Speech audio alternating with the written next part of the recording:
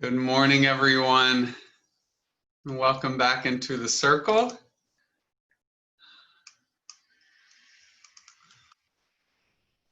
So we're going to begin today exploring the Gospel of Mary Magdalene. We'll round out a little bit more with Thomas and dive into Mary Magdalene. Before we do any of that work, though, we'll begin again with just a little centering moment to gather ourselves, to touch into our hearts, and to offer an opening chant.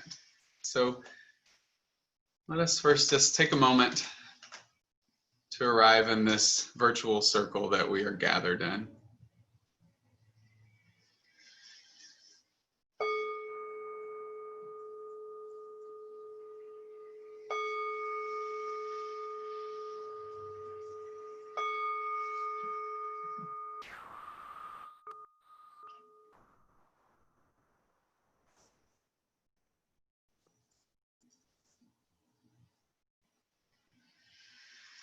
Bringing our finest attention gently to our breath.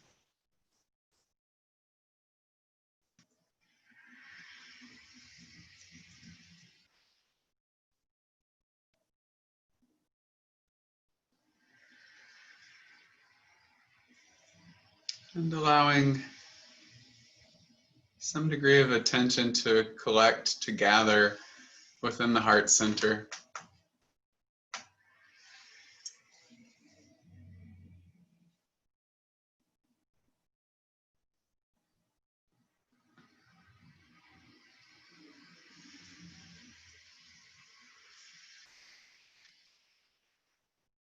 If you work with a sacred word or with the Jesus prayer and feel moved to add that now, you can simply add that to the cave of your heart, speaking the sacred word in your heart, not in your head.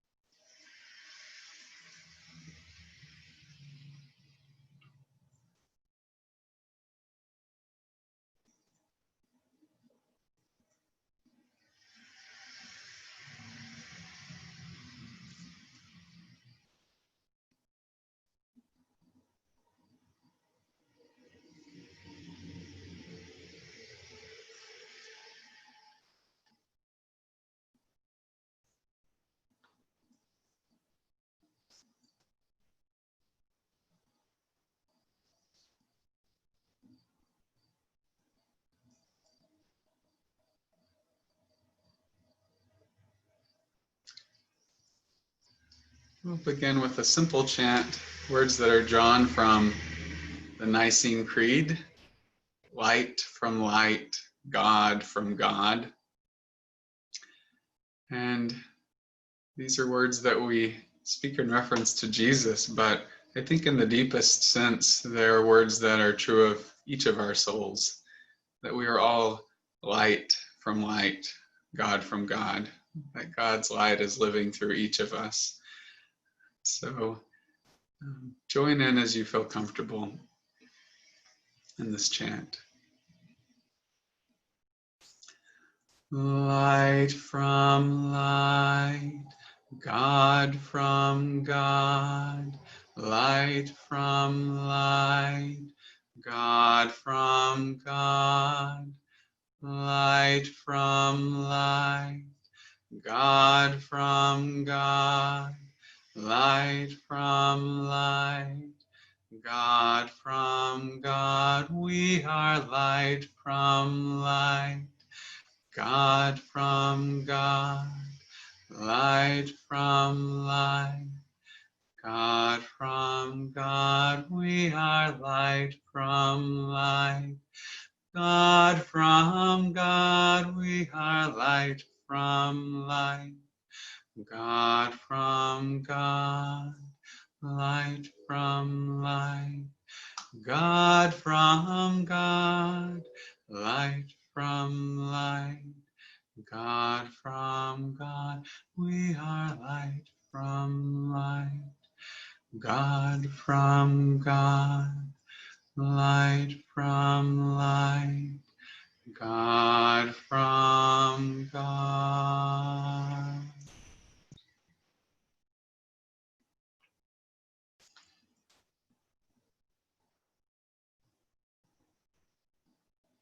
And for a moment longer, simply breathe that subtle light of God.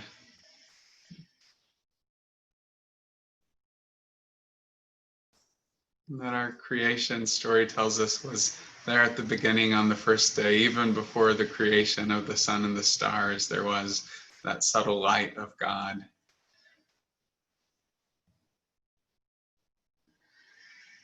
Breathing that light.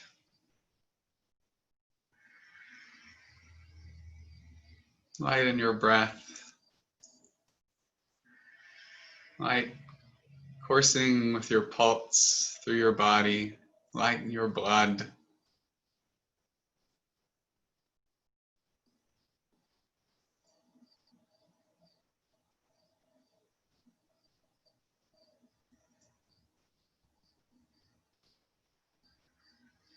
Light before, behind, and all around you.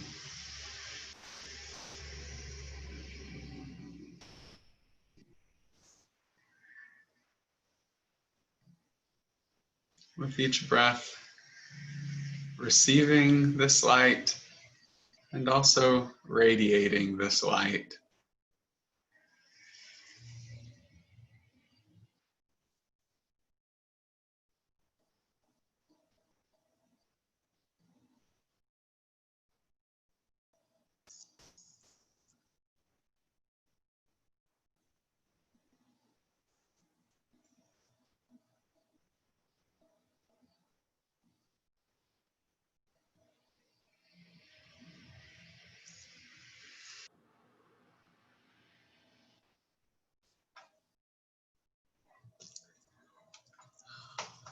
Amen.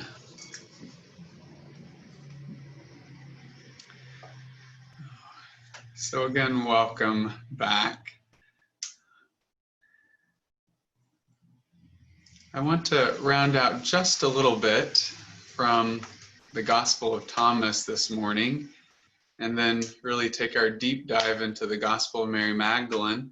But one of the pieces that it seems essential for us to understand from Thomas, and I so wish we had 5 more days to gather and work with the Gospel of Thomas. It is such a rich text. The little circle that I've been working with this text with at St. Gregory's, we've been taking one saying a week and studying it in Lectio Divina style. And it took us 3 years to get through all 114 sayings. And then I said, well, it's time to move on to something new. And they all begged and pleaded, no, let's start back at the beginning. And so now we've been working one saying a week together for almost 6 years with the Gospel of Thomas. And it doesn't wear out. There are just layers and layers within it to be revealed. But I thought we would talk a little bit more about the metaphysics in Thomas and the understanding of how reality is structured, what we as human beings are.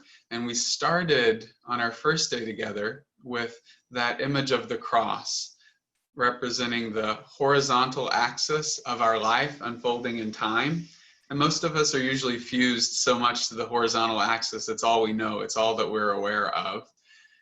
But there's also this vertical axis connecting us to the infinite and to the eternal that's always intersecting with and breaking into our life and time if we cultivate, or whether or not we cultivate, but we can become conscious of that dimension by cultivating our awareness of the eternal. Through our contemplative practice, through our heart-centered meditation, we're touching into that infinite dimension.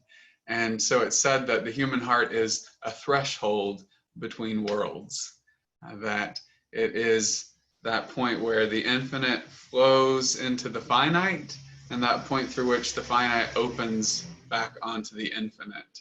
And our job as students of Jesus or students of wisdom is to learn to stand in a balanced way on that threshold between the infinite and the finite, between the created and the uncreated.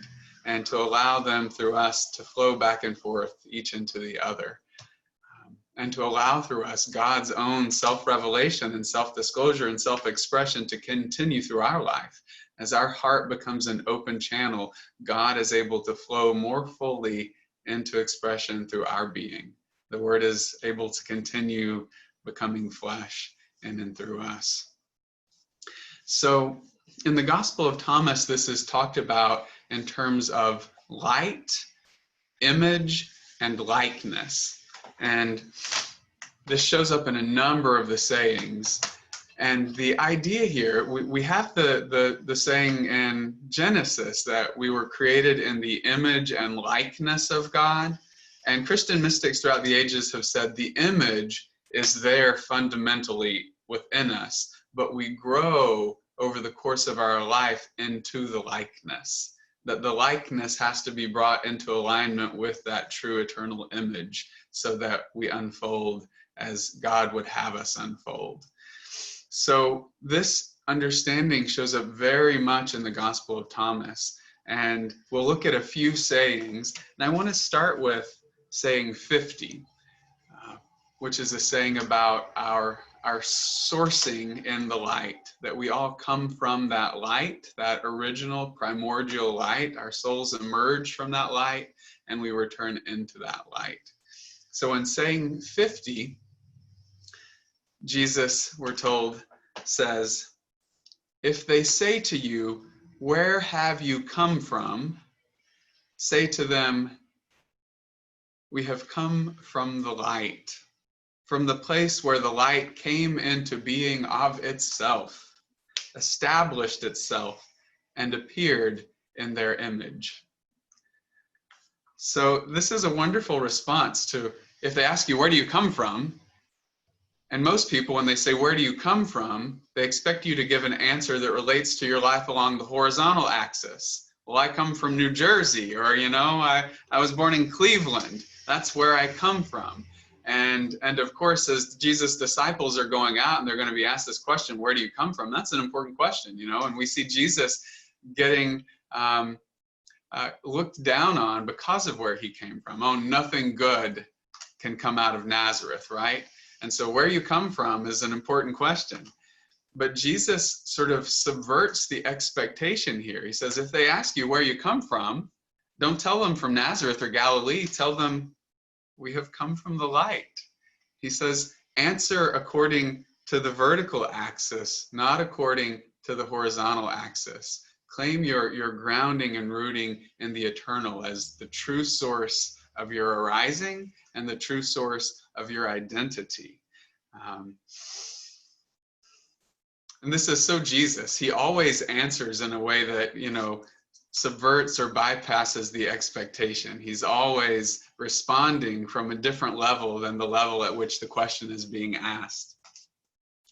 And then he continues, if they say to you, an important line in this though, the light comes into being of itself, it establishes itself, and it appears in their image. So this is the first use of the word image here.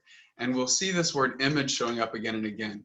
This is kind of like the Platonic ideals or the archetypes, that these images exist within the heart of God, that are all the possibilities for divine expression. And each of us existed as an image, or sometimes it's even translated icon, an image or an icon within the heart of God. We were a thought, an image within the mind of God, within the heart of God. And then that primordial light expresses itself in these images. And so we are the images that are imaging the eternal light. We are its expressions. We are its images. Then Jesus says, if they say to you, is it you? Are you that light? Say to them, we are its children. We are the beloved of the living Father, or of the living source, or of the living mother, we could say. We are the children of the light. And what is a child? An expression of. We are the self-expressions, the children of that one light. If they ask you, what is the evidence of the Father, of the source? within you, say to them, it is movement and it is rest. Say to them, it is movement and it is rest. I love this, that again, there's this beautiful paradox that the sign of the living one, the sign of God, is both movement and rest. This is like T.S. Eliot's still point at the center of the turning world. And he says, without the still point, there would not be the dance, and there is only the dance. That we are both anchored in that deep eternal stillness, and we are also a part of the dance. And both of these are the sign of God. And so you can't see in this teaching a sort of quietist, escapist kind of spirituality. We're going to escape into the stillness, but also we're not going to just get lost in the dance. We are both the rest at the center and the movement. And both of these are the sign of God. It's very much like what contemporary science tells us about light. We know from quantum physics that light is simultaneously both wave and particle at one and the same time. It is a wave, a movement, and a particle, a still point. Not in succession. It doesn't move back and forth between wave state and particle state. It is simultaneously both. So Jesus says we come from this light, and the sign of the light in us is both movement and rest. So this is such a rich teaching, and it opens up, again, the metaphysical undergirding of Jesus' teaching. It gives us a sense of his vision, his, as Raymond Panikar would say, his cosmovision, his understanding of the cosmos, his metaphysical understanding of reality. And we've seen this light that he's talking about earlier in saying 77. We had that beautiful saying where he discovers his own identity with the light. He says, I am the light shining upon all things. All things come forth from the light. All things return to the light. So this is one of the key concepts in Thomas, and I want to use it to crack open a couple other sayings in Thomas. And one of them, there's a pairing, there's really a cluster of sayings in Thomas in the 80s, 83, 84, 85. These all kind of cluster together around these concepts of image and likeness and light. So in saying 83, let me read a version of it to you.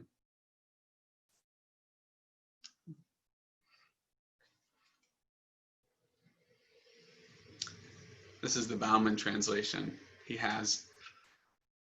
Yeshua says, images are revealed to humanity, while the light within them is hidden by the brilliance of the Father's light. It is God who is being revealed, but the image of God remains concealed by the blaze of light. Images are revealed to humanity. We see the images of things. These images are being revealed, but hidden within them is the light. And that is hidden by the brilliance of the Father's light, of the source's light. And then he says, it is God who is being revealed. What is being revealed through all of these images? God. God is revealing, unfolding, expressing God's self through all of the images. And then he continues in saying 84, Jesus said, when you observe your own likeness in time, now this is our likeness along the horizontal axis. This is that the finite dimension of our selfhood that's unfolding in time. When you observe your own likeness in time, you rejoice. But when you come to look upon your image, which came into being at the beginning, and neither dies nor has been fully revealed, will you be able to bear it? Let me read it once more.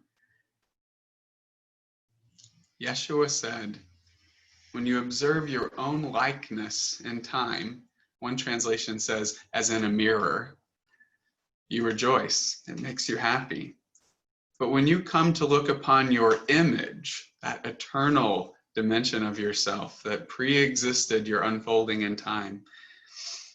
When you come to look upon your image, which came into being at the beginning, and neither dies nor fully appears, will you be able to bear it? Wonderfully, Lelou translates in his version the same saying, when you're able to gaze upon your eternal image, rather than will you be able to bear it, he has, what grandeur. And so there's these two dimensions of this that most of us were fixated on our likeness in time. You know, we look at ourselves in the mirror and we worry about our image, our outer image, not our eternal image. And that's what we obsess over, fixate on, and identify with. Jesus says, it's all well and good, your likeness here in time, but when you are able to gaze within and look upon the image of your true being, your true self, will you be able to bear it? And there's a sense of almost sorrow there, that when we gaze upon our true potential, the true image of God within us, will we go, oh, I missed it. I wasted my life. I lived on the shallow surface of existence. I was fixated on this outer expression, and I didn't realize the treasure that was buried within me. This goes back to Jesus saying, and the earlier saying we looked at, when you do not know yourself, you live in poverty. You live an impoverished existence. You are poverty. And so the question here, when we are finally able to gaze within, will we be able to bear it? Will we be able to stand it? But the other half of that, the other translation, what grandeur, when we're able to see that fullness of potential, what grandeur has been in us, with us all along. So these sayings about image and likeness, this is just an important idea to keep in your mind. And when we come to Mary, we'll see it show up again. The same concept shows up in Mary Magdalene, Thomas, and Philip, that there is our eternal image in the ground of being that existed before we were born. This is like the old Zen koan that says, what was your original face before your parents were born? That eternal presence. What was your original face before your parents were born? Not just before you were born. So Jesus says this image, our true image, the thought that we are in the mind of God, it existed from the beginning. But at some point, it has the opportunity to begin unfolding in time, to begin expressing itself in time. And so it expresses itself along the horizontal axis as likeness, the likeness that is unfolding the image. But the question is always, is the likeness in alignment with the image? Is it unfolding authentically from the image? Or have we become so disconnected because of societal expectations and worries and fears and cultural projections? Have we become so disconnected from that image that God is longing to unfold through each of us, that our likeness is out of alignment? We aren't living our true self into being. So that's what Jesus is asking, challenging, and inviting here. So I want to look at one more of these sayings, and picking up my books that I knocked over. This is saying 88. So it follows in this sequence of sayings that are dealing with image and likeness. And it's one that can sound rather perplexing at first, but we'll try to break it open. Yeshua says, the angels and the prophets will come and bring you what already belongs to you, and you will give to them what you have to give. But ask yourself this, when may they come and receive back from you what already belongs to them? So that might sound totally like, huh? What? So listen one more time and then we'll try to unpack it. Yeshua says, Jesus says, the angels and the prophets will come and bring you what already belongs to you. And you will give to them what you have to give. But ask yourself this: when may they come and receive back from you what already belongs to them?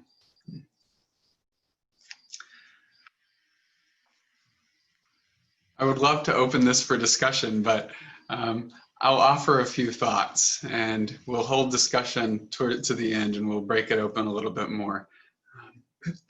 We can see the angels and prophets. They represent the ones who are fully realized, who are in alignment with their true image. The prophet is sent by God to reveal to us our full potential.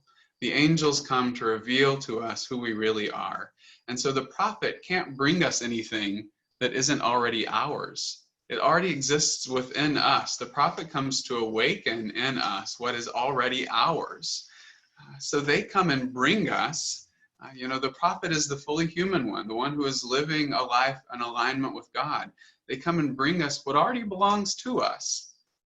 And then we will give back to them what we have to give. How much of our true self have we realized, have we actualized in our life and time? How much do we actually have to give back?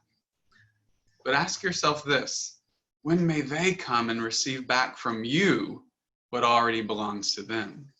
When will we be able to hand back the fully realized self of our own being? When will we be able to fully give that back, all that has been given to us? And so we can imagine ourselves like the full moon. There's initially that new moon that's in total darkness, but you can still see the outline, and then this faint sliver starts growing and the light begins spreading over the moon. The whole moon was there all along, right? It's always there. It's not that the moon goes away and comes back, but over time, it's being realized, it's being fulfilled. The light is spreading. We can see our lives like that. We come into the world with that full image of our being already there. The full moon of our being is already within us. But over our long journey in time, we are unfolding it, we are expressing it, we are realizing it. And eventually, God willing, we'll be able to hand back the fully realized trajectory of our being. The prophets give it to us and we give it back.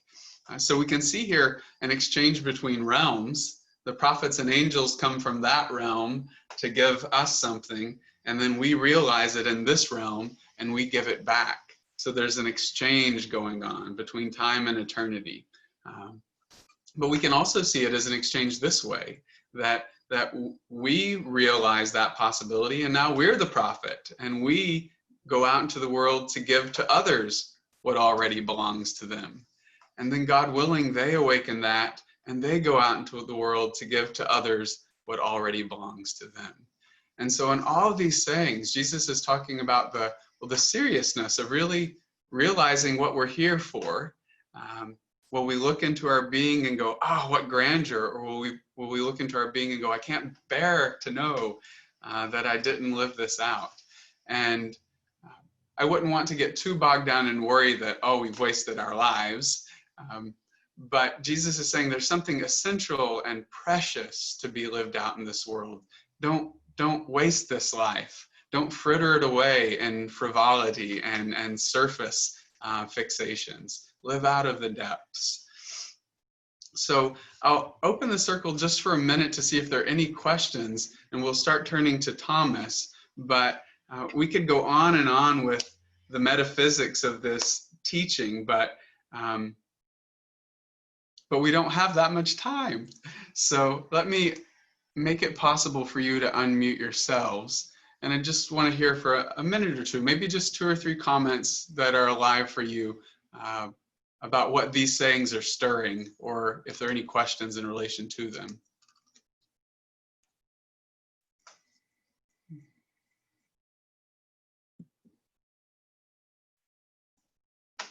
Patricia, yeah, jump in. Hi. Something that has been awakening with me after more than 70 years of living this way and that and searching and not knowing. What I've been discovering is that this living, this conscious living that now with the wisdom way of knowing has come to the fore, has not necessarily been wasted in all of those years of not knowing what was going on, but that now we begin to integrate and understand what we were seemingly flailing, but still doing. God was still living through us, through all of those experiences, and now we have the blessing of integrating what we've already done and not understood before. Yeah. It's a wonderful thing.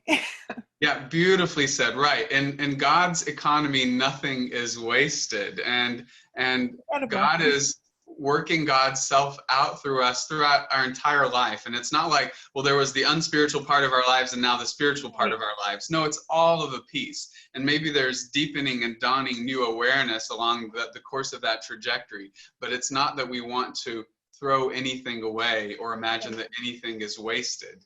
You know, I think of even the story of St. Paul, that it's at his darkest point when he's persecuting others that the light breaks through on him. And sometimes we go down to this darkest point, and that's when we're actually closest to the inbreaking of the light. Yeah.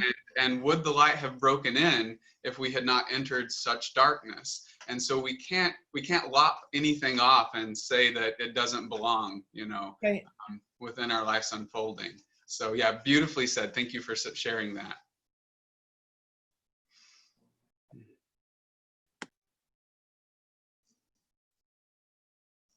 Any other thoughts before we move along?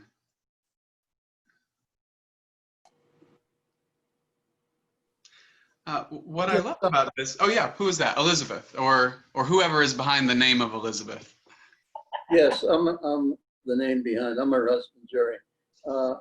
You rekindled my my interest in quantum physics and metaphysics, and it made me think about what you were sharing, that a little knowledge is a dangerous thing. And my question or my thought is, how could I get deeper into quantum physics and metaphysics to help me understand better what you were discussing? Yeah, wonderful question. Having some kind of theoretical framework is really helpful for us in our practice. I think our practice is what's most essential. We don't want to get lost, you know, along in intellectual rabbit holes, but having an intellectual framework, a metaphysical framework and understanding can really help anchor our sense of practice and what we're actually up to. And the wider Christian contemplative tradition has developed this, but I think it's so beautiful to see within Jesus' teachings a really explicit metaphysical framework that he was teaching out of an understanding of the universe and an understanding of what we're here to express in the world. I could think of some books, Jerry, maybe not off the top of my head, but there are lots of wonderful books out there right now on quantum physics, etc., and some books also on the intersection of that research with spirituality. And if you just spent 10 or 15 minutes Googling, I'm sure you could find a lot of good books along those lines. If I think of anything between now and our next session, I'll come back with some recommendations. Yeah, and Mark. Well, I'm just thinking, you know, when there's so much that is unknown about ourselves that we don't know about ourselves. And so it's not as if we finally wholly come to ourselves, and that speaks to the process and the ongoing practice, right? That even when we begin to discover things about ourselves, it always keeps going deeper and deeper and deeper. So it's not as if, oh, I didn't know myself and now I totally know myself. Or we're always discovering ourselves if we're searching, and the searching is in the process of finding. Yeah. Beautifully said. Thank you. And that's right. And we have that even in this saying from Jesus. He says that when we're able to look on our image, which came into being at the beginning and is not, or even cannot be fully revealed, that it can never be fully unfolded because it's coming from the infinite. It's connected to the infinite. And so its unfolding is also infinite. We go on unfolding throughout eternity within the divine life? How can there be any end to that which is eternal? And so, yes, the discovery and the expression, the unfolding is ever new in some sense. What you said made me think of another Thomas saying, and now I've already lost it. Well, maybe it'll come back around. So I want to turn our attention to Mary Magdalene now and have some time with that text, and we'll round that out in our next session and then conclude with Philip. So Mary Magdalene, I want to just start first with some background on who she is and who she's come to be understood to be within the church, and how much that picture is really a fabrication.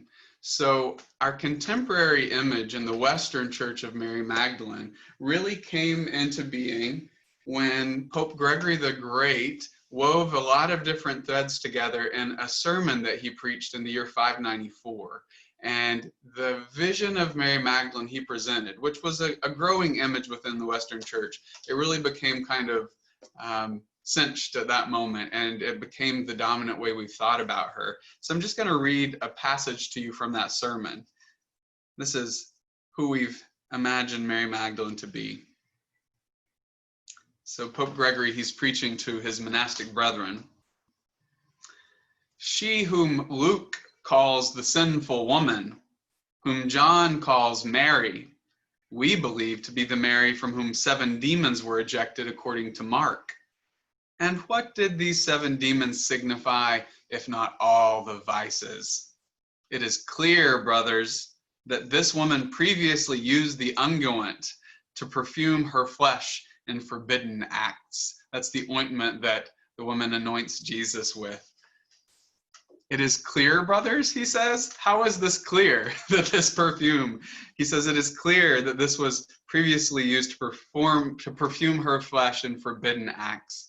What she therefore displayed more scandalously, she was now offering to God in a more praiseworthy manner. So here we get the image of Mary Magdalene as the repentant prostitute, that she's this overly emotional, weeping, sort of fallen woman who comes and anoints Jesus' feet. And what we see happen in this text, we see a conflation of a number of characters. The woman whom Luke calls a sinful woman, this is an unnamed woman in Luke's gospel who anoints Jesus, whom John calls Mary, and here he's talking about Mary of Bethany. We believe to be Mary, called Mary Magdalene, from whom 7 demons were ejected according to Mark. And then also in this image often is lumped in the nameless woman who was caught in adultery, who was about to be stoned. Tradition also has said that was Mary Magdalene. So we get this conflation of a number of different scriptural images, and different women named Mary or just unnamed women. They all coalesce into this figure that we think of as Mary Magdalene. Now, at the same time in the Eastern Church, a different image was developing of Mary Magdalene. In the Western Church, she is this overly emotional, sinful, fallen, repentant prostitute. In the Eastern Church, this is how she was being imagined. And these words come from St. Maximus the Confessor. If you don't know St. Maximus, he's one of the great mystical theologians of the Eastern Church. And he wrote a beautiful book called The Life of the Virgin. And he wanted to actually gather together the first complete Marian biography. So he went around gathering oral stories, extra-canonical scriptures, reflections about the mother of Jesus. And he wove all these together in a book called The Life of the Virgin. And it was lost to us for the longest time until in 2012, Stephen Shoemaker at Yale University translated it into English for the very first time in 2012. And it restored all these beautiful stories of the life of Mary that depicted her as a powerful leader and matriarch within the early church who trained and formed the disciples, who went out preaching with them. She was a very active leader as she's depicted in this text. And the same in Maximus' book on Mary, he also records some of the memories of Mary Magdalene. So this is what he's writing in the 6th century, while Pope Gregory wrote what we just heard also in the 6th century. Maximus says, "And Jesus met Mary Magdalene. She was distinguished by her wealth and noble birth, and she showed zeal in being a disciple of the Lord and served Christ and his pure mother faithfully. She became filled with every grace, and she appeared very zealous in faith and good deeds and good thoughts, and she followed the Lord all the days of her time on earth. She was a disciple and a minister, a good and obedient companion of the Queen, the Holy Theotokos." That's the Marian title that means the God-bearer. "And she served as a minister with her. And finally, she also became worthy of the grace of being an apostle. And she went from city to city for Christ." So just to note here, he's just called her, without flinching, a disciple, a minister, and an apostle. So as late as the 6th century in the Eastern Church, Mary was being remembered as a woman of noble birth who was a minister, disciple, and apostle in the early movement. Now, all of this is sort of being maligned and stripped away in the Western Church at the same time. And then he concludes, "To put it briefly, as the blessed apostle Peter was zealous and outstanding among the male disciples, so was Mary Magdalene among the myrrh bearers and the women. But the men were not equal to them in boldness and fearlessness, nor in excellence to the others." The men were not equal to them in boldness and fearlessness. So this is high praise of Mary Magdalene. And this is how she has been much more often remembered in the Eastern Church, as a noble woman who was an apostle and active minister and preacher in the early days of the church. But the Western picture became something very different. And so what I want to do is just first, before we turn to the Gospel of Mary Magdalene, look back at what the canonical gospel material tells us, because we get a pretty full picture of her just in those texts alone. So if we start with Matthew, Mark, Luke, and John, at the end of the story, all 4 Gospels explicitly tell us that Mary Magdalene was witness to the resurrection. In Matthew, Mark, and Luke, she is present with other women, and in John's Gospel, she is the sole witness to the initial resurrection appearance. So she is presented as there at the empty tomb.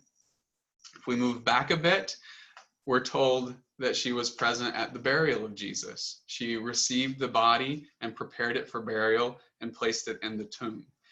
All 4 of the Gospels tell us this. And in Luke, she's named implicitly with the group of women who a few paragraphs earlier, we've told Mary's name is in that group.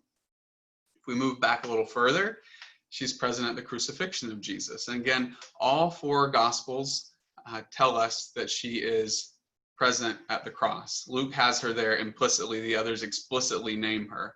And this is when all of the men, all of the boys have fled. All of the men have run away. They've betrayed and denied and fallen asleep and gotten out of town.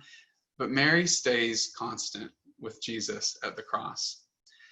So this alone gives her serious street cred as an apostle, that she was there in the culminating events and she stayed unflinchingly by him, with him as he died, with his corpse, and with the tomb at the resurrection. So the sort of trash talking of Mary, it kind of begins to take root in that 2 of the Gospels tell us that Mary was healed of demonic possession. So Mark and Luke both have some kind of reference to this. In Luke, Mary is included in a group of women that we're told were healed by Jesus. He writes, following Jesus, there were some women who had been healed of evil spirits and diseases. So he doesn't really tell us what Mary was healed of. Evil spirits, diseases. She was one of the many people that Jesus brought healing to, Luke tells us. Mark, however, gives a little more explicit account. He says that Jesus appeared first to Mary of Magdala, from whom he had driven out 7 demons. Now, the important thing to note here is this statement in Mark, it's actually from the longer ending that is appended to later manuscripts of Mark's Gospel. The earliest accounts of Mark's Gospel, the earliest textual witnesses, have the Gospel ending with the women finding the tomb empty and then running away from the tomb in fear. And the gospel ends there with just that empty, open tomb. But this was an unsatisfactory ending, so later redactors added 2 different endings that can be found in various manuscripts. So this statement that 7 demons were cast out of Mary isn't a part of the earliest Gospel of Mark. But interestingly, in Jean-Yves Leloux's book, in the introduction to this, it's argued that to say Mary was had 7 demons ejected from her, this actually is stating her readiness as a disciple. That this goes back to 7, of course, is a number of completion biblically, the 7 days of the week, and it's also in other traditions, the 7 chakras, etc. So to say that Mary had been purified on all 7 levels of her being, all the 7 demons, all the 7 forces of the ego had been cleansed and cast out of her. This isn't a put down of Mary, this is praise of Mary, that Jesus had healed her on all levels. So she was more fit than anyone to bear the message. Of course, we see Pope Gregory takes it in a different direction. The other thing to note with the canonical material is that we've inherited a master narrative that says Jesus was only preparing an inner circle of male disciples. There was the elite male disciples, and we've imagined that the women were essentially just there, you know, as the cooks. They were the groupies who were tagging along and like feeding the men who were the really important people. But we really don't see any evidence of that in the text. It seems that there are really 2 bands of people, men and women, who are following Jesus in his movement. They're equally disciples, they're equally students. And we see this particularly in John's gospel when the story of Mary and Martha of Bethany, and we'll look at the question, is Mary of Bethany also Mary Magdalene? But in that story, Mary is sitting at the feet of Jesus as he's teaching, and Martha comes in and begins complaining, and she says, Jesus, tell my sister to come work with me in the kitchen. We often think it's because, you know, she's jealous and she's upset that her sister isn't helping. It's more likely that she was embarrassed. Mary is sitting at the feet of a male rabbi. This is not a woman's place. This is really out of alignment with patriarchal norms. So she's being an embarrassment to the household. The woman is sitting at the feet of the rabbi where only a man should sit. So Martha comes and says, you can send her away. I'm so sorry my sister is doing this. And Jesus says, no, Mary has chosen the better part and it will not be taken away from her because she's a woman. And so he states that women have just as much a right to be at the feet of the rabbi in the inner circle as men. So there's a story that shows up in a number of the Gospels of an anointing of Jesus. It gets placed in different places in the timeline, but in the Synoptic Gospels, it's just before Jesus makes his journey into Jerusalem. And in Matthew and Mark, it's just an unnamed woman, a woman who comes, anoints his feet, and she's not effusive. We're not told that she cries or anything like that. In John, this woman is identified as Mary of Bethany, and she brings the perfume, she anoints him, and in Luke, she's unnamed, but she's called a sinful woman. And here she is effusive, and we get the detail that she also cleans his feet with her tears. So there's been a question, are all of these women the same women? And if so, is Mary of Bethany Mary Magdalene? And scholars have been really divided on this point, and I don't have a personal preference in how we read this, but I do think there's an interesting case to be made for Mary of Bethany and Mary Magdalene being the same person. Most mainstream scholarship today says they're not. They're clearly different women with different names. But the argument that says they could be the same woman is made because Magdalene is not necessarily a place name. And this is why contemporary scholarship often says that they're not the same woman, because the understanding is that one is from Magdala and one is from Bethany. So how could they be the same person? But Magdalene, another group of scholars say, is derived from the Hebrew word Migdal, which means tower or fortress. So it can be read as Mary, the tower, or Mary the fortress, is what that name Mary Magdalene means.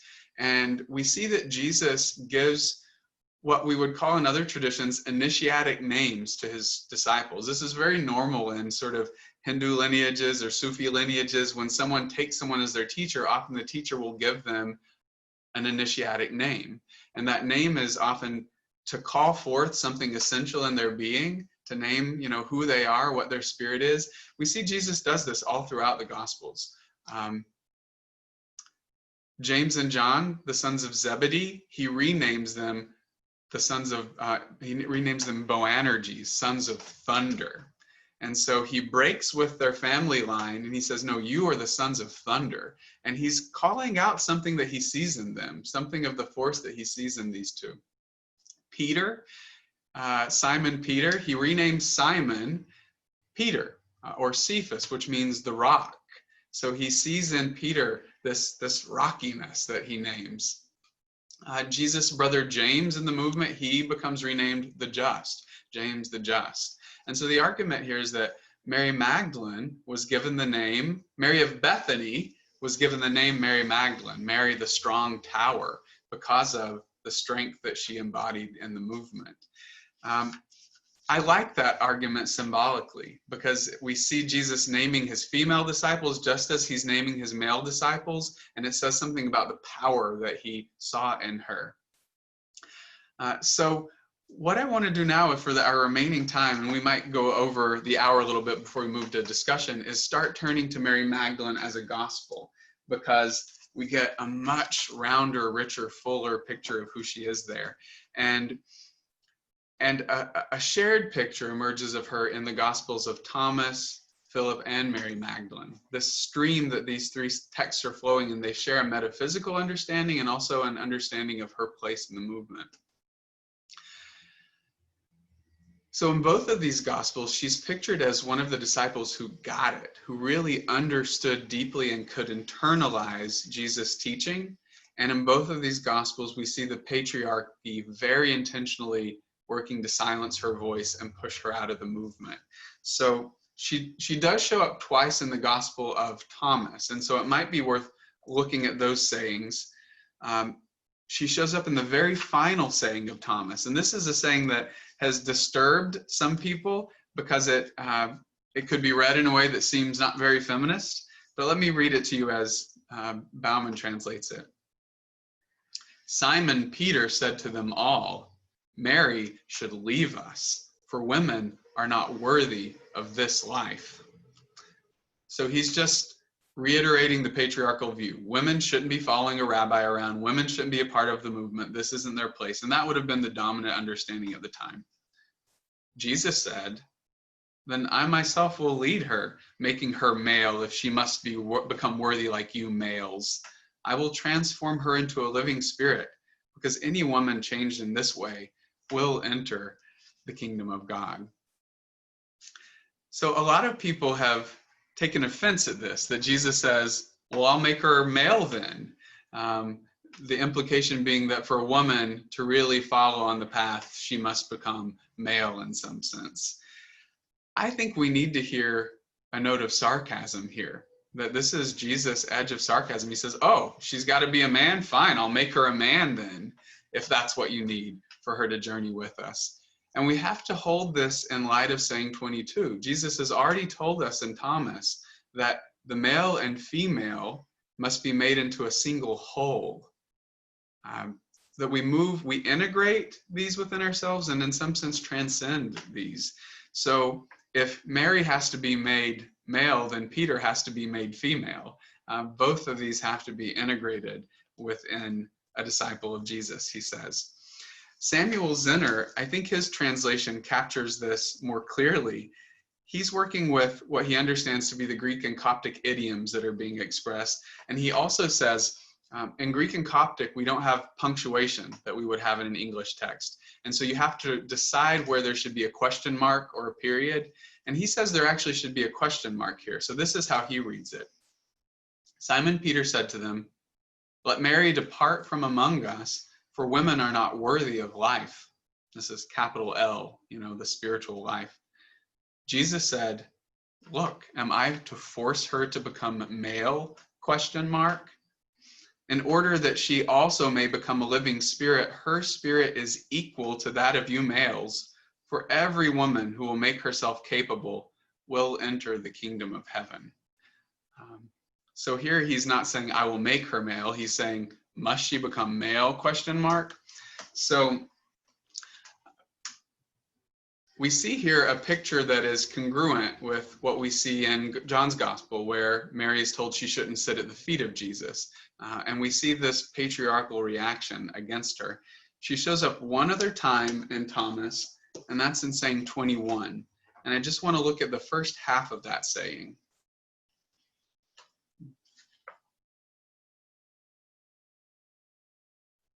I don't want to look at it because we're going to run out of time. So let's look at that saying this afternoon. So we see there this first saying from, or the final saying that includes Mary. And we see Jesus very intentionally including her when Peter wants to push her out of the movement. So now we're going to turn to the text of Mary Magdalene itself. And this was found in 1896. So Mary Magdalene was not found at Nag Hammadi, where Thomas was found. It was found in a separate archaeological dig.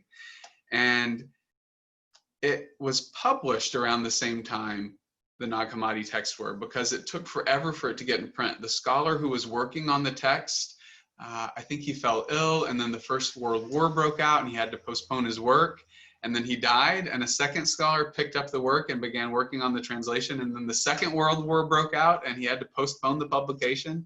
And so Mary Magdalene wasn't translated into English, even though it was found in the late 1890s, until 1955. Actually, it was a German edition in 1955. And we also, like Thomas, have Greek fragments of Mary Magdalene. So the large text we have is Coptic, just like Thomas, and we have Greek fragments, just like Thomas. And this shows us that both of these texts were very popular at one point, because only popular texts that had a devotion were translated. And so the fact that it existed both in Greek and Coptic tells us that at one point they were both widely read. So what I want to do is start at the end of the text and then kind of work our way backwards, because the end of Mary Magdalene begins where Thomas just ended. So Mary Magdalene has just shared with the male disciples a teaching, a vision that she received from Jesus. And she shared this with them. And then we're told Peter breaks out and responds. After consideration, Peter said, "Would the Savior speak these words to a woman in private without openly sharing them so that we too might hear? Should we listen to her at all? And did he choose her over us because she is more worthy than we are?" He's so offended that a woman could receive a teaching and could possibly be worthier than he as a man is. Then Mary began to weep, saying to Peter, "My brother, what are you thinking? Do you imagine that I have made these things up myself within my heart, or that I am lying about the Savior?" Speaking to Peter, Levi also answered him, "You have always been hot-tempered, Peter, and now you are questioning her in exactly that same manner, treating this woman as if she were an enemy. If Jesus considered her worthy, who are you to reject her? He knew her completely and loved her faithfully. We should be ashamed of ourselves. As he taught us, we should be clothed instead with the cloak of true humanity, and following his command, announce good news without burdening it further with rules or laws he himself did not give us," which the church has been doing ever since. After Levi had said this, they too departed and began to teach, proclaiming the good news. So we see here almost that exact same scene from the Gospel of Thomas, where Peter, he's hot-tempered, he's patriarchal, he wants to shut her down and sideline her. And Levi steps up and welcomes her back into the circle. So now we'll move to the beginning of the text and work our way up to that scene we saw. And frustratingly, the first 6 pages of the Gospel of Mary Magdalene are missing. It just picks up midstream on page 7. and we've not seen a hint of these pages. So maybe one day there will be another urn broken open in the desert and we'll have them. But for now, we start on page 7. And a disciple is speaking mid-sentence. Tell us about matter. Will it survive or not? This disciple asked Jesus. Tell us about the physical world. Will it survive? Will it continue or not? Jesus answered, all of nature, with its forms and creatures, exists together and are interwoven with each other. What a profoundly contemporary teaching this is. Again, we're back in what quantum physics are telling us. Everything is interwoven, everything is interconnected. I mean, this is the truth coming at us from every field of knowledge, from our environmental understanding that our environment, we're in a single web of life. You pull one strand of the web and everything shifts, to what quantum physics are telling us. You follow quarks and leptons and bosons and neutrons down to the point where you hit sheer unit of mystery. Everything is arising from a single source. All of nature with its forms and creatures exists together and are interwoven with each other. They will be resolved back, however, to their own proper origin, for the compositions of matter return to the original roots of their nature. Those who have ears, let them hear this. So he says, matter arises from its origin. It exists interwoven. This is what the Buddhists call interdependent co-arising, that everything exists, everything arises interdependently and together. Everything is interwoven. A tree, I'm looking at a tree out the window here. The tree does not exist independent of the earth, does not exist independent of me, does not exist independent of the air. We're part of an interdependent co-arising web. So Jesus affirms this beautifully in this teaching. Then Peter said to him, since you have explained everything to us, tell us one more thing. What is the sin of this world? So we see Peter's mind. He's focused on the moralistic. Tell us what the sin of the world is. Let's get back to the juicy stuff, Jesus. Enough about this interdependent co-arising. Jesus replied, sin as such does not exist. Oh, heresy, what? Sin as such does not exist. You only bring it into manifestation when you act in ways that are adulterous in nature. We should hear this word adulterous here, not with the sort of sexual reference, but when you mix two metals, they become adulterated, something like that isn't pure. He's saying when we act in ways that are adulterous in nature, that aren't in alignment with nature, that are out of harmony with nature, we bring sin into existence. It is for this very reason that the good has come among you, pursuing its own essence within nature in order to unite everything with its origin. So I hear him speaking of himself here as the good come among us. What's amazing in this, he says, the good comes among us pursuing its own essence in nature. So again, this goes back to the Genesis vision that creation is tov, good, very good. The essence of the good is already within nature. There's not some radical divide between nature and supernature, and nature is fallen. No, the essence of the good is within nature, and we just have to move back into alignment with it.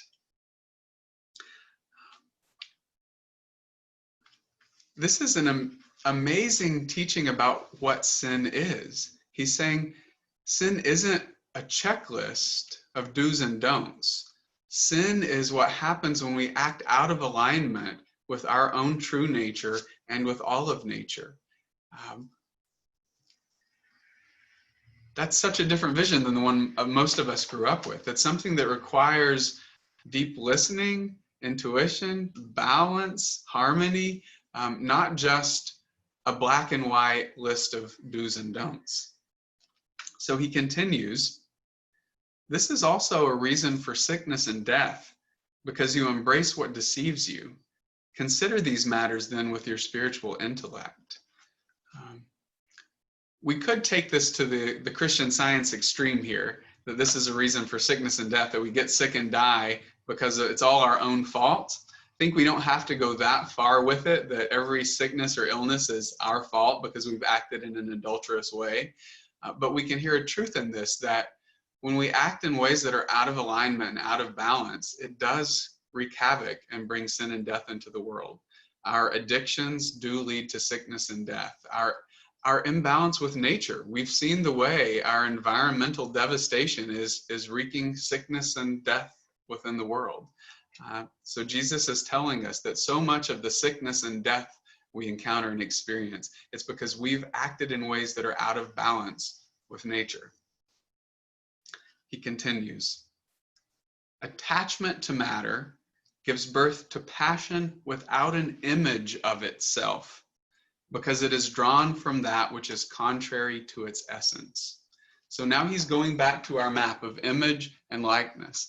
He says our attachments to matter, to the external forms, not creation itself, but our attachment gives birth to passions without an image. We have without anything rooted in the eternal. So often our attachments and our delusions, they're giving birth to passions that have no rooting in what's real, no rooting in who we really are and who God desires us to be. He says that the result when we do this, when we give birth to passions that aren't rooted in our image, and this is important, that the word passion in the Christian spiritual lexicon, especially in the early monastic tradition, passion doesn't mean passionate the way we hear it in contemporary English. We should have a passion for life. We want to be passionate people. In monastic language, the passions are those things that rob our energy and attention and pull us off center. The passions are the thing that, pull us this way. It's our rage, it's our anger, it's our whatever, and it's that which comes and robs our center from us. So the result is that confusion and disturbance resonates through one's whole being. Now, how true is this to your experience? When you've acted in a way that's out of alignment with the image of God within you, out of alignment with who you really are, confusion and disturbance resonates through your whole being. I know that whenever I've done something that doesn't have integrity, confusion and disturbance resonates through my whole being. And again, what this says about sin is that what is sin for you might not be sin for me. Sin is something that we have to discern individually. I could be following someone else's vision for my life, and that would be sin because it's out of alignment with my true nature. Maybe I'm living out of a societal script. I've been told this is the life I should live, but it's wreaking havoc. It's running disturbance and confusion through my whole being. But maybe if you lived that same script, you would be living your fullest, truest self. I think this speaks so beautifully to LGBTQ realities, like people who are living out of alignment with their true nature, that it wreaks disturbance and confusion, havoc in their being. That this is a call to be in alignment with who we really are, who God wants to live through us, and to not let any external projections tell us who we're to be, but to let it arise from the image that is trustworthy within us and who we know ourselves to be. So then, he says, it is for this reason that I told you to find contentment at the level of the heart. And so here we are back in the bridal chamber of the heart. Find contentment at the level of the heart. And if you are discouraged, take heart in the presence of the image of your true nature. Those with ears, let them hear this. So this is, again, a powerful metaphysical understanding. He's just explained creation to us in a nutshell. Everything is interwoven. We are here to live out the true image that God has planted within us. When we act in ways that are out of alignment with that image, disturbance, confusion, sickness, and death ensues. And what we're to do when we're discouraged is to come back to the heart. He says we can only find true contentment at the level of the heart.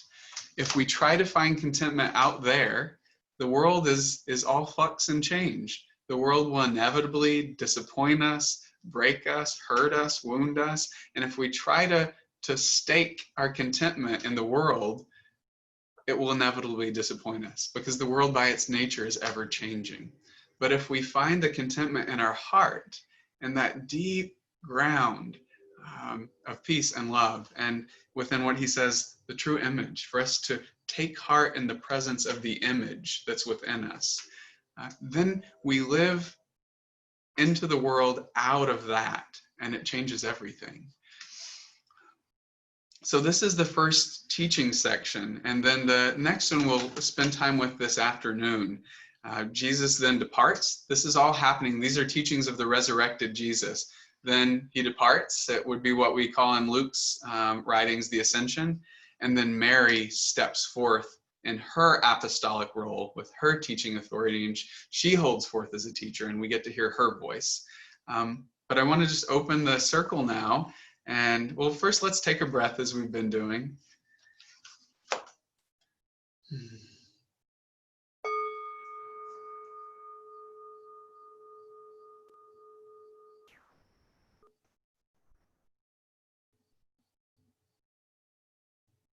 And do as Jesus invites us.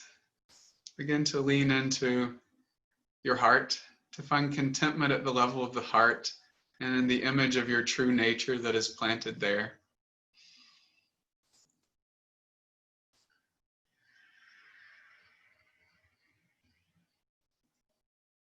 Feel the interwovenness of creation, of which we are integral strands in that weaving.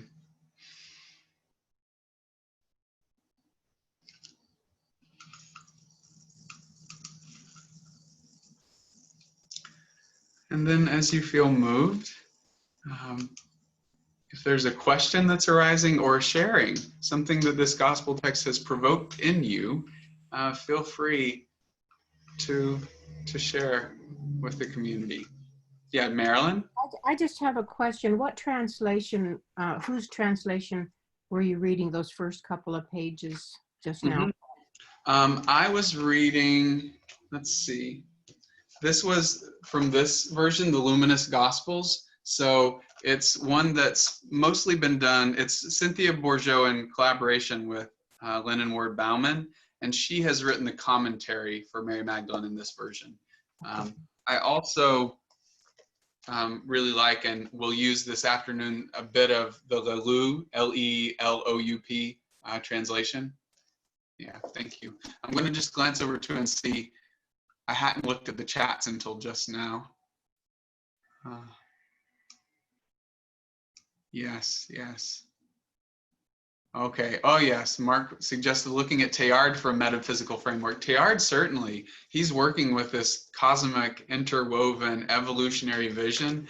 And I find it amazing how much these Gospels, Thomas and Mary Magdalene, they really lend themselves beautifully to that cosmic, evolutionary, incarnational mysticism of someone like Teilhard. Teilhard gives us a big framework that these Gospels fit into beautifully. They don't feel at odds with what he gives us. If you don't know Teilhard de Chardin, he was a French Jesuit paleontologist, mystic, who worked to combine evolutionary thought with Christian mystical vision. So I see someone else has given a comment.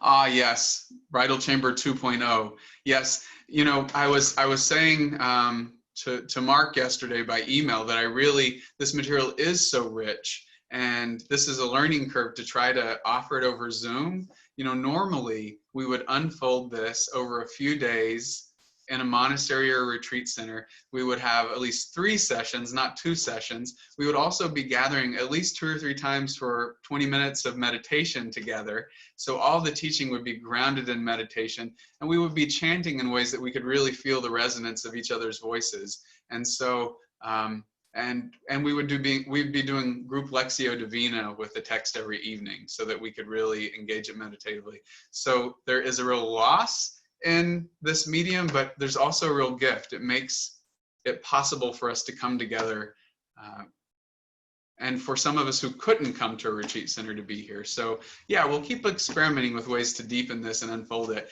And I encourage all of you to consider starting groups to explore this material. You know, it could be a home group, it could be a group at a church once you're able to meet in person. It could be your own Zoom group where you perhaps take these texts a line or two at a time, do some contemplative reading of the text, perhaps have a centering prayer sit, and then reflect on the text out of the silence. They really lend themselves well to that kind of group work. And my understanding of Thomas and of these other texts has been enriched immensely because of what I've learned from others who have shared out of the silence their encounter with the text. Any other thoughts? I mean, was this Gospel of Mary Magdalene new for some of you? Are you blown away by it? Are you, what's stirring?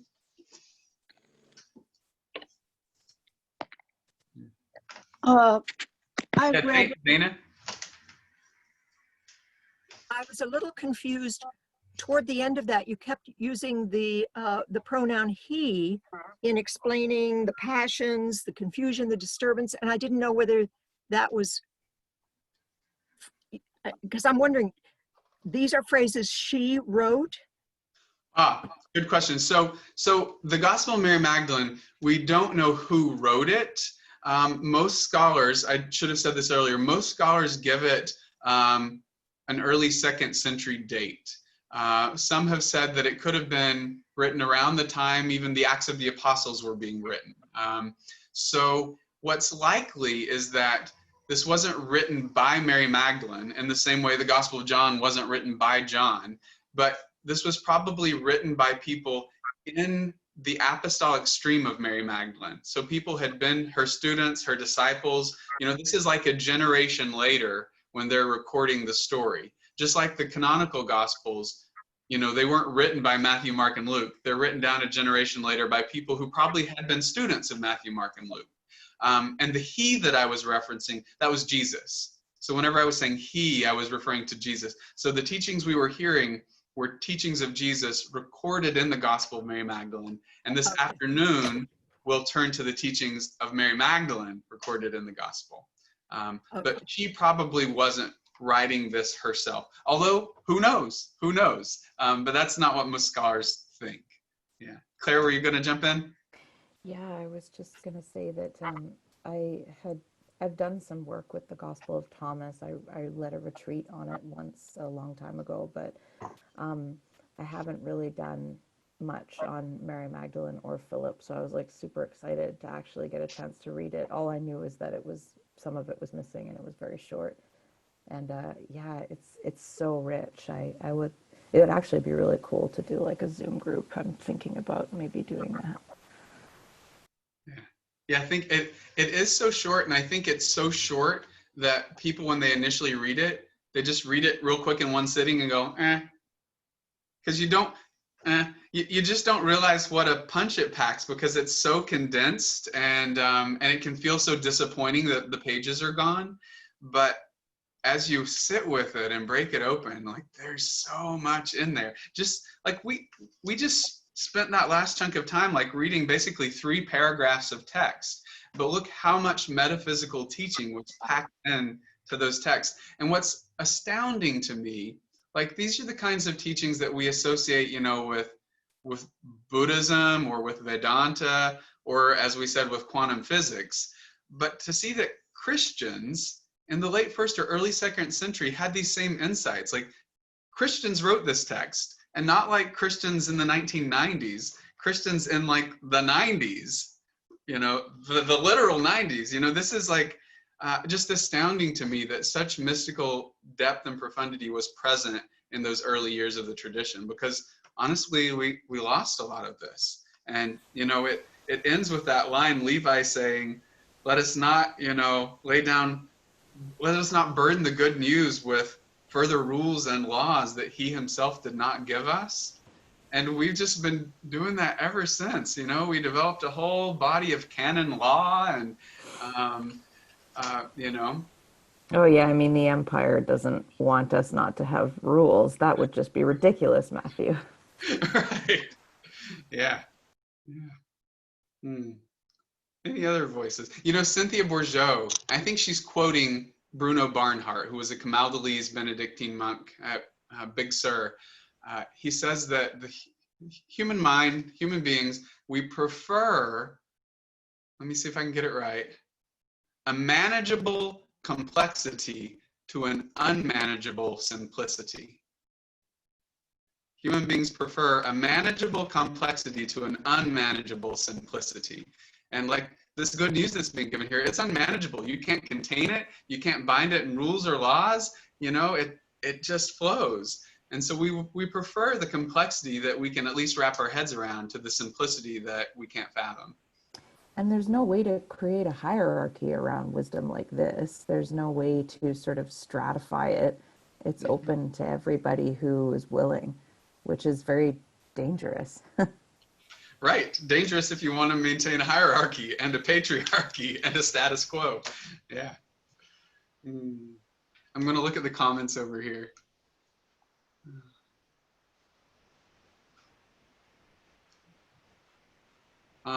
A transformation of the words in the confession. We have not loved you with our whole heart. Yeah, that's beautiful. And what is a whole heart? So often we have a fragmented heart, a divided heart. So a whole heart. Yeah, thank you.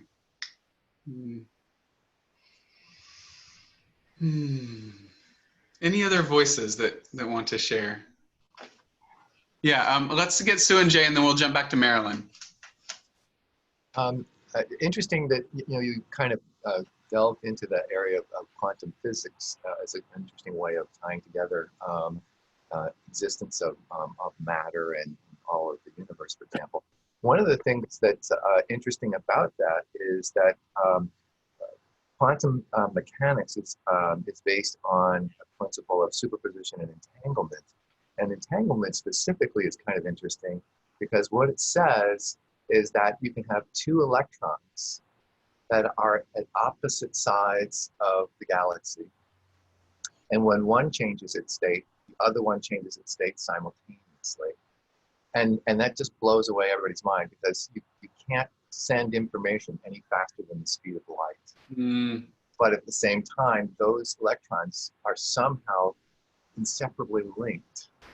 And it's just a beautiful way of thinking about what you were calling before the dance. Yeah. That at unbelievable distances, these two are in a dance together. And it has all sorts of interesting implications for us and our connectedness. And I just, I'm really glad that you kind of introduced that. Thank you. Yeah, thank you. And Marilyn. Yeah, just to share a little bit where I'm coming from, I've been wrestling with Mary Magdalene also for some years. You know, I read the Star book. Is it Mary Starbird? And Margaret. Say again. Margaret Starbird. Thank you. And also Bruce Chilton has a really nice book about Mary Magdalene. And I mentioned I'm an artist. I did a series of 3 paintings. One is Mary Magdalene. And I have to refer to yesterday when you talked about in the book of John, it could just as easily read in the beginning it was wisdom. I found that translation. I don't know how I came to it. One of the 3 paintings is of Wisdom Sophia, because I got that understanding. So these things all tie together, and it just seems to be the work of my lifetime to understand, to come to this place. So this is very illuminating, the luminous gospel you're presenting. Thank you. Beautiful. Thanks, Marilyn. I found a quote that I was trying to reference earlier. I want to read it to you. This is from T.S. Eliot's Burnt Norton in the Four Quartets. And this goes back to it is movement and it is rest. At the still point of the turning world, neither flesh nor fleshless, neither from nor towards, at the still point, there the dance is, but neither arrest nor movement. And do not call it fixity, where past and future are gathered, neither movement from nor towards, neither ascent nor decline, except for the point, the still point. There would be no dance, and there is only the dance. Ah, I love that. I love that. Except for the still point, there would be no dance, and there's only the dance. Let's see, Christine said, I'm just puzzling about how people who have inner healing issues would be able to embrace this practically. I think I would need to hear that unpacked a little more, Christine. If you want to say a little more, or if you want to message me privately, we could email about that.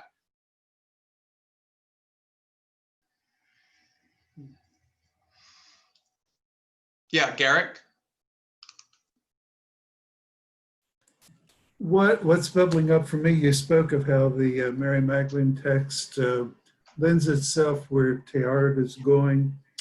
I wonder if the reverse is true, is that contemplative practice opens up this text too, and opens up other texts in the canonical Gospels, where you begin to see this unity in ways you haven't seen it before.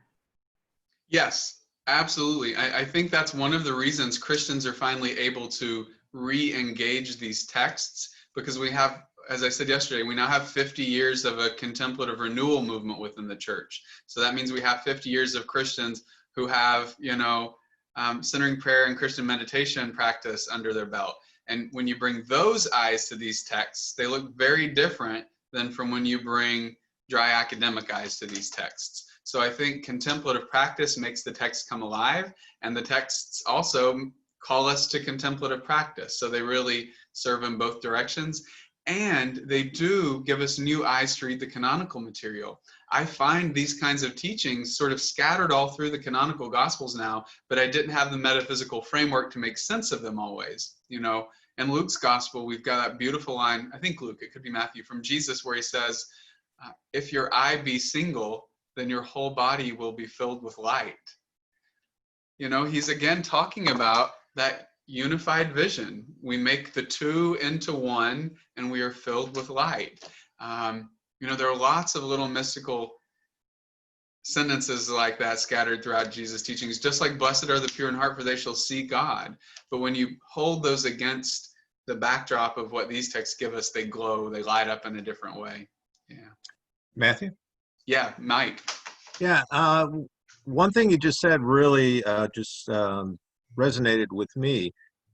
Going back to Merton, when Merton first reached out to D.T. Suzuki about Zen, it was only because he had spent years reading the Gospels, obviously, and his famous letter, his first letter reaching out to him said, I see Zen all over in the Gospels. Yeah. And it was only from that contemplative ground that he attained that he was able to see what you just kind of alluded to. And that also reinforces the fact that it's only from this contemplative, well, not only, but this contemplative ground that a lot of us are in allows us to open up to see that meaning, and then further beyond that, when these Gospels surface, to be able to appreciate their meaning even more deeply. Yeah, well said, well said. And that's also the gifting back and forth that happens between traditions. If we study Zen and experience Zen and then come back and look at the Gospels through those eyes, or if a Zen Buddhist studies Jesus and comes back and looks at Zen teaching through those eyes, we're at a time where there's such a gifting back and forth across and between traditions that's happening. And I saw over here that Wendy said beautifully that she's often heard the statement, God loves you, and that it kind of falls flat and external. God loves me, what does that even mean? But she says she's starting to get that what if God is loving in and through me? And that's it. It's not that there's an external God out there who loves you, which moves us into that sort of dualistic sentimentality. Oh, God loves me and Jesus is my boyfriend, and that kind of, no, this is from the inside out. God is loving through us. The love that we feel in our hearts is God's love. I think this is captured so perfectly in a Sufi story that's told about a dervish who, a spiritual seeker, a student on the path, and she sits under a tree night and day longing and crying out for God. Allah, Allah, Allah, just longing for God. And one day this cynic, the skeptic, passes her on the road and says, you foolish dervish, you waste your time night and day crying out to God. Has God ever once responded to your cries? This is like a dagger in the heart. She realizes, no, I've been crying out to God for years. God's never once responded to me. And so she's in the pit of despair, and a messenger from God is sent to her who says, oh, beloved dervish, oh, faithful servant, your Lord would have you know that your crying out, your longing is his response, is her response. That our longing isn't the sign of God's absence, isn't the sign of a lack. Our longing is the surest sign of God's presence in us. It's God's longing in us. God is longing in and through us to unfold God's self, to express God's self, to live God's love into the world.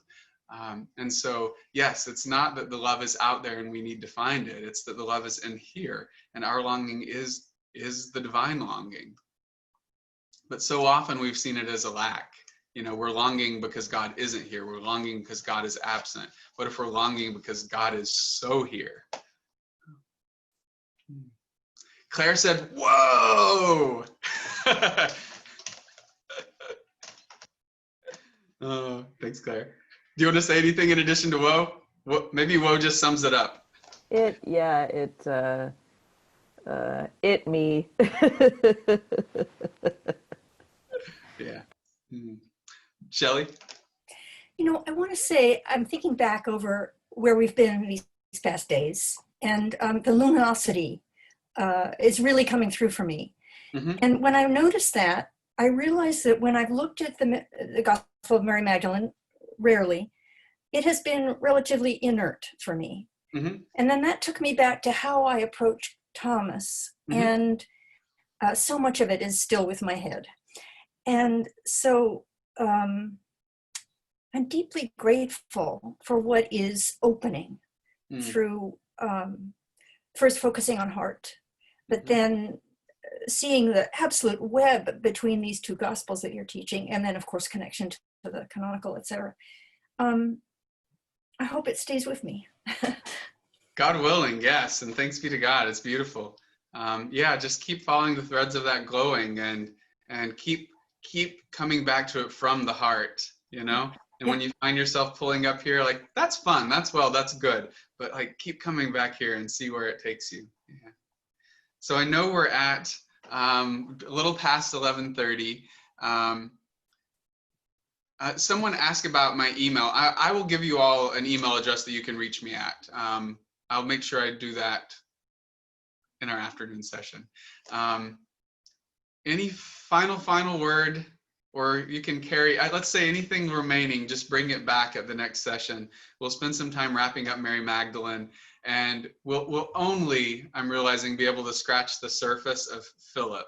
But hopefully it will, you know, spark some interest. So final breath together.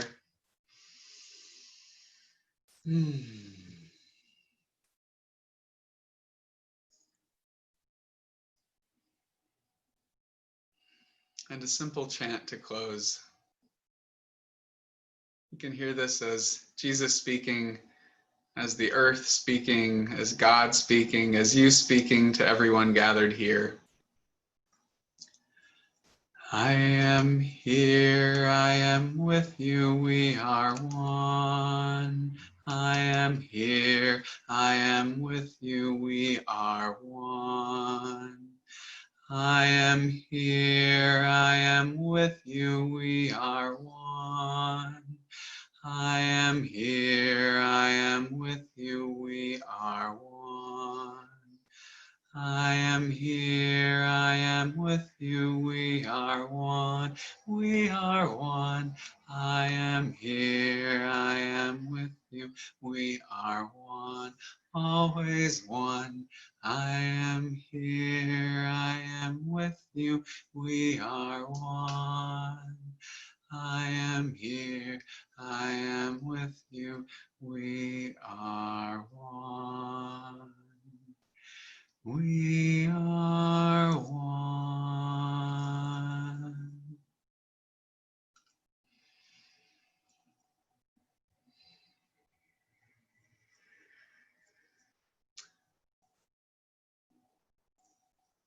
And so resting in that oneness that we know in and through the heart, in the bridal chamber of the heart, we go into our afternoon, have a good lunchtime, and we'll gather back at 2 o'clock.